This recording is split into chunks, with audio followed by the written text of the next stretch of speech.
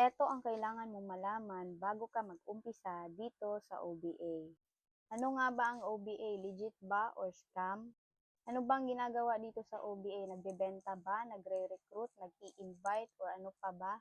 At ano yung mga kailangan para makapag-umpisa dito sa OBA? So lahat ng tanong na yan, sasagutin natin dito sa video na ito. Basta tapusin mo lang hanggang sa dulo.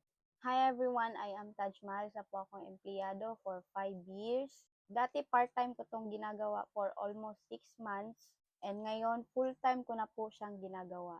Yung kahit nasa bahay lang pumapaldo ng 5 to 6 digits per month na ang ginagawa ko lang dito is mag-copy and paste.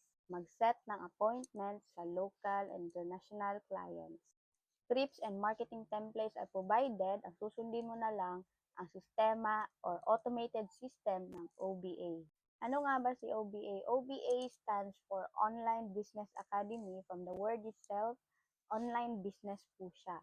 It is a legitimate system na nagra-run for almost 11 years na po.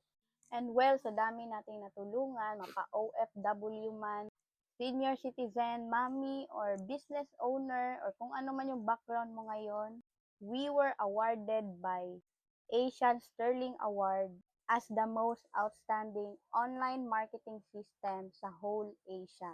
So ano nga ba yung ginagawa natin dito sa OBA? Nagbebenta ba? Nag-i-invite? Nagre-recruit? So hindi po natin ginagawa iyan. At hindi po natin kailangan magabol ng quota kasi hindi naman ito trabaho at lalong-lalo na hindi po ito dropshipping.